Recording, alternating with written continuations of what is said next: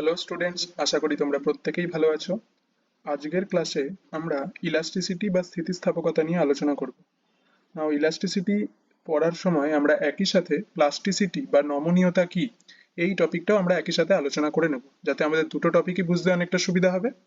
আর আমাদের যেটা মেন উদ্দেশ্য, যে ইলাস্টিসিটি কি সেটা বুঝতে আমাদের আরো বেশি হেল্প হবে। ওকে, তবে আমরা চলে আসি আমাদের মেন টপিকে, যে what is elasticity. What is elasticity?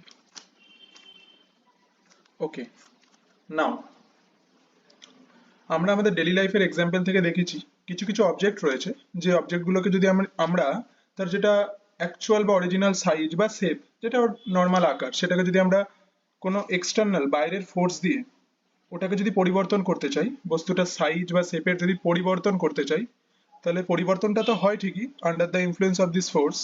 But যখনই এই ফোর্সটাকে আমরা রিমুভ করে নিই, ফোর্সটাকে আমরা সরিয়ে দিই, তখন বস্তুটা আবার নিজের অবস্থায়, আগের অবস্থায় ফিরে আসতে চায়। মানে বাংলায় সোজাসুজি বললে এরকম দাঁড়াচ্ছে, যদি কোনো বস্তুর আমরা আকার বা শেপের পরিবর্তন করি কোনো বাইরের বল বা ফোর্স দ্বারা, তাহলে যখনই বল বা ফোর্সটাকে আমরা সরিয়ে নেব বা রিমুভ করে নেব, তাহলে ও আবার নিজের অরিজিনাল সাইজ বা শেপে ফিরে আসতে চায় বা ফিরে চলে আসবে। যে ধর্ম বা প্রপার্টির জন্য, বস্তুটার যে প্রপার্টির জন্য এই জিনিসটা হয়ে থাকে, সেই প্রপার্টিটাকে আমরা বলি ইলাস্টিসিটি। আর যেই ধরনের বস্তু বা বডিগুলোতে আমরা এই প্রপার্টিটা দেখতে পারবো, তাদেরকে আমরা বলবো elastic body. For example, suppose আমাদের কাছে একটা ইরেজার বা রাবার রয়েছে। নাও এই রাবারটা আমরা দুদিক থেকে এক্সটার্নাল ফোর্স অ্যাপ্লাই করছি, সাপোজ এই দিক থেকে আর এদিক থেকে ধরে আমরা একটা এক্সটার্নাল ফোর্স অ্যাপ্লাই করছি। নাও এক্সটার্নাল ফোর্স অ্যাপ্লাই করার ফলে ধরো এর ইনিশিয়াল লেন্থ ছিল এল, আর আমরা এফ ফোর্স সাপোজ অ্যাপ্লাই করলাম। এফ ফোর্স অ্যাপ্লাই করার ফলে ওর লেন্থটা বেড়ে সাপোজ হয়ে গেল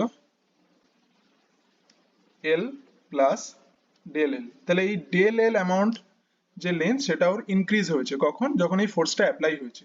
এখন যদি আমরা এই ফোর্সটাকে রিমুভ করে নিই, তাহলে কি হবে? তাহলে ও আবার আগের যে নিজের অরিজিনাল শেপ ছিল সেই শেপে আবার ফিরে আসবে। আগের যে ওর লেন্থ ছিল এল, সেই এল লেন্থের যে ওর শেপ, সেটাতেও আবার ফিরে চলে আসবে। ওকে, ওর যেটা অ্যাকচুয়াল লেন্থ ছিল সেই লেন্থে ও আবার ফিরে চলে আসবে। নাও এই জিনিসটা কিন্তু আমরা সব সময় অবজার্ভ করি না। এমন অনেক অবজেক্ট বা বডি রয়েছে যাদের ক্ষেত্রে দেখা যায় যে আমরা অবজেক্টটাকে যদি ফোর্স অ্যাপ্লাই করে ওর লেন্থকে চেঞ্জ করে দিই, বা লেন্থকে বাড়িয়ে দিলাম বা কমিয়ে দিলাম, কিন্তু যখনই আমরা ফোর্সটাকে রিমুভ করে দেবো, ও কিন্তু আর নিজের আগের অবস্থায় ফিরে আসে না। নিজের আগের অবস্থায় আর ফিরে আসে না। যেই শেপে ফোর্স পরিবর্তন করার, ফোর্স অ্যাপ্লাই করার ফলে যেই শেপে চেঞ্জ হয়ে গেছিল, সেই শেপটাকেই ও ধরে রেখে দেয় বা সেই লেন্থটাকেই ও ধরে রেখে দেয়। যে প্রপার্টির জন্য কিছু কিছু বস্তু এই জিনিসটা দেখায় যে ওর অরিজিনাল শেপে আর ফিরে আসতে চায় না বা ফিরে আসতে পারে না, সেই প্রপার্টিটাকে আমরা বলি প্লাস্টিসিটি। প্লাস্টিসিটি। এখন প্লাস্টিসিটির বাংলা হচ্ছে নমনীয়তা, আর ইলাস্টিসিটির বাংলা হচ্ছে স্থিতিস্থাপকতা। তাহলে আমরা কি দেখলাম, যে ইলাস্টিসিটির ক্ষেত্রে বস্তুটা আগের অবস্থায় ফিরে আসছে, নিজের যে অরিজিনাল শেপ বা সাইজ রিগেইন করে নিচ্ছে। আর প্লাস্টিসিটির ক্ষেত্রে এই জিনিসটা হচ্ছে না।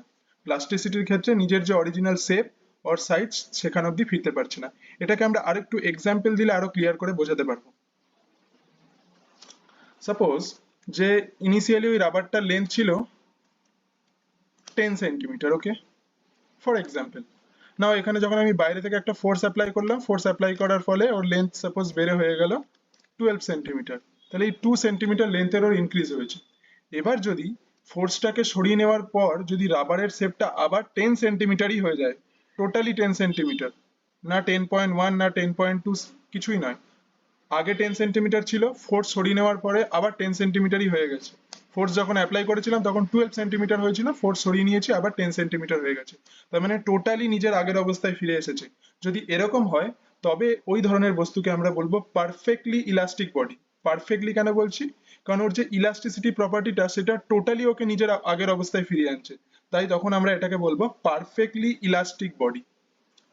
কিন্তু যদি এমন হতো যে ওকে ফোর্স অ্যাপ্লাই করে 10 থেকে 12 করে দিলাম, কিন্তু ফোর্স রিমুভ করার পরে ওর আর লেন্থটা 10 সেন্টিমিটার না হয়ে ওর লেন্থটা তখন হয়ে গেল সাপোজ 10.5 সেন্টিমিটার, তাহলে আমরা দেখতে পাচ্ছি ওর ইনিশিয়াল যেটা লেন্থ ছিল 10 সেন্টিমিটার, সেখান থেকে ফাইনালি ওর লেন্থ হয়ে গেছে ফাইনালি 10.5। তাহলে এখানে একটা দেখা যাবে যে 0.5 সেন্টিমিটারের ওর মধ্যে একটা পার্মানেন্ট ডিফরমেশন বা পার্মানেন্ট ইনক্রিজ ইন লেন্থ হয়ে গেছে।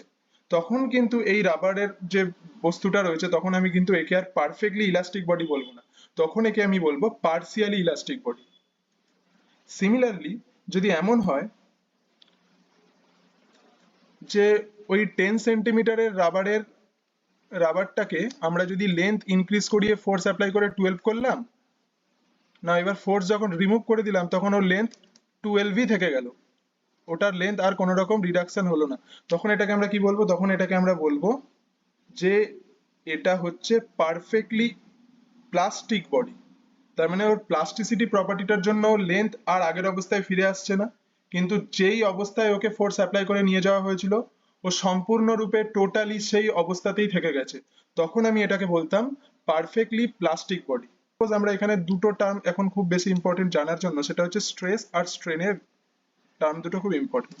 আমাদের এক্সাম্পলে সাপোজ এই অবজেক্টটার লেন্থ ইনিশিয়ালি ছিল এল সেন্টিমিটার, তাহলে এতে আমরা ফোর্স অ্যাপ্লাই করলাম F, F force total apply করার জন্য এর লেন্থ ধরো সাপোজ বেড়ে হয়ে গেছে এল প্লাস ডেল এল, তাহলে এখানে ইনক্রিজ ইন লেন্থ কতটা হয়েছে?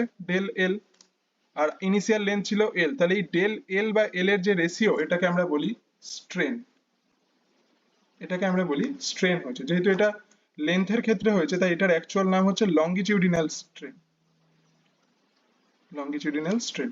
সিমিলারলি যখন এটার উপর ফোর্স অ্যাপ্লাই করেছি এফ, এফ ফোর্স ওকে অ্যাপ্লাই করে ওর শেপ চেঞ্জ করার চেষ্টা করা হচ্ছিল, তার জন্য কি হবে না নিউটনের থার্ড ল অনুযায়ী কি হবে, ওর ভেতরের দিকেও একটা এফ ফোর্স ফিল করবে, সরি এখানে না দেখে এখানে দেখে, যখনই বাইরে এফ ফোর্স অ্যাপ্লাই করা হবে তখন ও ভেতরের দিকেও একটা এফ ফোর্স ফিল করবে, তাহলে এই যে গোটা এফ ফোর্সটা সেটা এই throughout the cross section জুড়ে ওর কাজ করবে।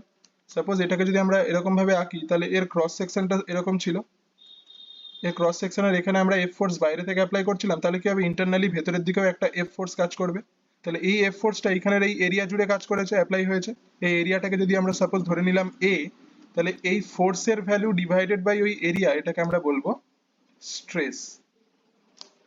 নাও এখানে রবার্ট হুক একটা ল দিয়েছে, সেই লটা এখানে বলতে চাইছে যে ইলাস্টিক লিমিটের মধ্যে যদি আমরা থাকতে পারি, ইলাস্টিক লিমিট কি সেটা আমরা বলছি, ইলাস্টিক লিমিটের মধ্যে স্ট্রেস আর স্ট্রেনের যেটা রেশিও, স্ট্রেস আর স্ট্রেনের যেটা রেশিও সেটা কনস্ট্যান্ট হবে, মানে বলতে চাইছেন যে within the elastic limit stress is always proportional to strain. তাহলে এখান থেকে আমরা খুব ইজিলি পেয়ে যাব যে স্ট্রেস ডিভাইডেড বাই স্ট্রেন, এখানে একটা কনস্ট্যান্ট আসবে, এই কনস্ট্যান্টটাকে আমরা বলি, স্ট্রেস আর স্ট্রেনের রেশিও যে কনস্ট্যান্টটা সেই কনস্ট্যান্টটাকে আমরা বলি ইলাস্টিসিটি মডিউলাস, ইলাস্টিসিটি মডিউলাস। সবসময় মনে রাখবে যে ইলাস্টিসিটি মডিউলাসটা হচ্ছে একটা কনস্ট্যান্ট, এটা হচ্ছে ম্যাটেরিয়াল টু ম্যাটেরিয়াল ভ্যারি করবে, আয়রনের ক্ষেত্রে এই কনস্ট্যান্টটার ভ্যালু যেটা হবে কপারের ক্ষেত্রে এই কনস্ট্যান্টটার ভ্যালু আলাদা হবে, ব্রাসের ক্ষেত্রে সেই কনস্ট্যান্টটার ভ্যালু আলাদা হবে, মানে ম্যাটেরিয়াল টু ম্যাটেরিয়াল এই কনস্ট্যান্টটার ভ্যালু ডিফারেন্ট হয়, আর এই কনস্ট্যান্টটাকে আমরা বলি ইলাস্টিসিটি মডিউলাস। তাহলে এই লটা কে দিয়েছে? Robert Hooke. তাই অ্যাজ পার হিজ নেম এই লটাকে আমরা বলি হুকস ল, হুকস ল। হুকস ল কি বলছে? Within elastic limit stress is proportional to strain, তার মানে ইলাস্টিক লিমিটের মধ্যে আমরা যত বেশি স্ট্রেস দেব স্ট্রেনও ততটাই বাড়বে, স্ট্রেসকে যদি কমিয়ে দিই স্ট্রেনও কমে যাবে। স্ট্রেন কি ছিল? স্ট্রেন ছিল increase or decrease in length del L, আর ওর অরিজিনাল লেন্থ অবজেক্টটা তার রেশিও ছিল স্ট্রেন, আর স্ট্রেস কি ছিল? স্ট্রেস ছিল যে কতটা ফোর্স অ্যাপ্লাই করছি ডিভাইডেড বাই কতটা এরিয়ার উপরে, ফোর্স বাই এরিয়া, এই যে রেশিওটা এটাকে আমরা বলবো স্ট্রেস, যদিও এর ডাইমেনশন প্রেসারের ডাইমেনশনের সঙ্গে সেম। নাও এখানে আমাদের একটা ছোট্ট জিনিস বুঝে নিতে হবে, সেটা হচ্ছে যে হোয়াট ইজ ইলাস্টিক লিমিট বা ইলাস্টিক রিজিয়ন। এই যে আমরা বারবার বললাম যে হুকস ল বলতে চাইছে যে within elastic limit stress is proportional to strain. তাহলে ইলাস্টিক লিমিটটা কি? ইলাস্টিক লিমিট এটা বোঝাতে চাইছে, আমরা সেম এক্সাম্পল দিয়ে আরেকবার বুঝে নেব, যে ইনিশিয়ালি ধরো রাবারটা ছিল 10 সেন্টিমিটারের, না রাবারটার উপর আমরা ধরো 2 নিউটনের একটা ফোর্স অ্যাপ্লাই করলাম, তার জন্য রাবারটার লেন্থ হয়ে গেল 12 সেন্টিমিটার। তাহলে 12 সেন্টিমিটার উপর এবার যদি আমরা এই 2 নিউটন ফোর্সটা যেটা অ্যাপ্লাই হচ্ছিল সেটাকে রিমুভ করে দিই, দেখলাম ও আবার 10 সেন্টিমিটারে ফিরে এলো। ওকে, নাও এবার যদি ফোর্সের ভ্যালুটা 2 নিউটনের জায়গায় বাড়িয়ে 3 নিউটন করে দিই, তখন দেখা গেল এর লেন্থ ধরো হয়ে গেল 13 সেন্টিমিটার। এবারও যদি ফোর্সটা আমি রিমুভ করে দিই তাহলে আবার ও 10 সেন্টিমিটারে ফিরে এলো। এবার সাপোজ আমি বাড়িয়ে 3 নিউটনের জায়গায় 4 নিউটন ফোর্স অ্যাপ্লাই করলাম, আর এর লেন্থটা ধরো তখন বেড়ে হয়ে গেল 14 সেন্টিমিটার। 14 সেন্টিমিটার। নাও এবার যদি রিমুভ করে দিই ফোর্সটা, তখনও দেখলাম যে ও 10 সেন্টিমিটারে ফিরে আসছে। কিন্তু ধরো আমি যখনই এখানে ফোর্সটার ভ্যালু 4 এর জায়গায় 4.1 নিউটন করলাম, তখন এখানে ধরো 14.5 হলো, সাপোজ 14.5 সেন্টিমিটার টোটাল লেন্থ হয়ে গেল, সাপোজ 4.1 নিউটন ফোর্স অ্যাপ্লাই করার জন্য। এবার যদি আমি ফোর্সটাকে রিমুভ করে দিই, তখন দেখা যাবে যে এই 14.5 থেকে টোটালি 10-এ আর ফিরে আসছে না। তখন ধরো সাপোজ হয়ে গেল 14.5 থেকে কমে হয়ে গেল 10.5। তার মানে এখানে আমরা দেখতে পারলাম যে 10 এর জায়গায় 10.5, দ্যাট মিনস 0.5 এর একটা পার্মানেন্ট ডিফরমেশন রাবারটার মধ্যে থেকে গেল। এই জিনিসটা কেন হলো? কারণ আমরা যতক্ষণ পর্যন্ত ফোর্সের ভ্যালুটা 2 নিউটন থেকে বাড়িয়ে 3 নিউটন 4 নিউটন অব্দি থাকলাম, ততক্ষণ পর্যন্ত দেখছিলাম আমরা যে লেন্থটাকে আমরা যতই বাড়াই, স্ট্রেন যতই বাড়াই, রিমুভ করে দিলে আবার নিজের ইনিশিয়াল লেন্থে ফিরে আসছিল। কিন্তু যখনই ফোর্সের ভ্যালু 4 নিউটনের থেকে বাড়িয়ে দিলাম, তখনই স্ট্রেনের ভ্যালু 14 এর থেকে বেড়ে 14.5 হয়ে গেল। এরপরে যখনই ফোর্স রিমুভ করলাম আর নিজের অবস্থানে ফিরে আসছে না, নিজের ইনিশিয়াল পজিশনে, ইনিশিয়াল সিচুয়েশনে, ইনিশিয়াল লেন্থে আর ফিরে আসছে না। তার মানে আমরা বলবো এই যে আপ টু 4 নিউটন এতটা পর্যন্ত ম্যাক্সিমাম স্ট্রেস রাবারটা নিতে পারছিল, যতক্ষণ পর্যন্ত ও পারফেক্টলি ইলাস্টিক বডি ছিল। যখনই ফোর্সের ভ্যালুটা 4.1 করে দিলাম, তখনই ওর লেন্থও বেড়ে 14 এর জায়গায় 14.5 হয়ে গেল, 10 থেকে 14.5 হয়ে গেল। এই লেন্থ থেকে ফোর্স রিমুভ করে দিলে আর নিজের অবস্থানে ফিরে আসতে পারছে না, নিজের ইনিশিয়াল সিচুয়েশনে ফিরে আসতে পারছে না। তার মানে এই 4 নিউটন অবধি যতটা ফোর্স ও টলারেট করতে পারছিল, সহ্য করতে পারছিল, এতটুকুই ছিল ওর ইলাস্টিক লিমিট। এই লিমিটের বাইরে গিয়ে যখনই ওর উপর more than 4 Newton force apply করলাম, তখন আর ও নিজের ইনিশিয়াল সিচুয়েশনে ফিরে আসতে পারছে না।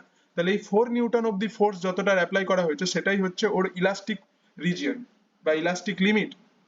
এর থেকে বেশি ফোর্স দিলে ও আর নিজের ইনিশিয়াল কন্ডিশনে টোটালি ফিরে আসতে পারবে না। টোটালি যদি ফিরে আসতে না পারে, তখন ওটাকে আর আমরা plastic body, sorry, perfectly elastic body বলবো না, তখন ওটাকে আমরা বলবো পার্সিয়ালি ইলাস্টিক বডি। কেন পার্সিয়ালি? কারণ ও টোটালি ইনিশিয়াল ভ্যালুতে 10 সেন্টিমিটারে ফিরে আসতে পারছে না, ও 10.5 এ ফিরে এসেছে বা 10.6 এ ফিরে আসছে। তার মানে এখানে 0.5 সেন্টিমিটার অর 0.6 সেন্টিমিটারের একটা পার্মানেন্ট ডিফরমেশন অলওয়েজ থেকে যাচ্ছে। তাহলে আমাদেরকে বুঝতে হবে যে ইলাস্টিক লিমিটটা কি। যতক্ষণ যে লিমিট অবধি আমি ফোর্স দিলে আবার যখন রিমুভ করে দেবো, তখন আবার ইনিশিয়াল অরিজিনাল সিচুয়েশনে পুরোপুরি ফিরে আসবে, ততদূর পর্যন্তকে আমরা বলবো ইলাস্টিক রিজিয়ন। আর রবার্ট হুক এটাই প্রুফ করেছিলেন যে উইথিন দিস ইলাস্টিক রিজিয়ন আমি যত স্ট্রেসকে বাড়াতে থাকবো, তত স্ট্রেনও বাড়তে থাকবে। সিমিলারলি যত স্ট্রেসকে কমাতে থাকবো, তত স্ট্রেন কমতেও থাকবে। পার্মানেন্ট কোনো রকম strain within this elastic limit থাকবে না, পার্মানেন্ট কিছু থাকবে না। স্ট্রেস সরিয়ে দিলে আবার নিজের অবস্থানে ফিরে আসবে, স্ট্রেস দিলে স্ট্রেন হবে, কিন্তু যখনই স্ট্রেস সরিয়ে দেবো, তখনই স্ট্রেন পুরোপুরি রিমুভ হয়ে যাবে। কিন্তু এই গোটা ঘটনাটাই ঘটবে যতক্ষণ পর্যন্ত আমরা ইলাস্টিক লিমিটের মধ্যে থাকবো। ইলাস্টিক লিমিটের বাইরে চলে গেলেই তখন আর হুকস ল কাজ করবে না, টোটালি ভ্যালিড হবে না। ওকে, থ্যাংক ইউ।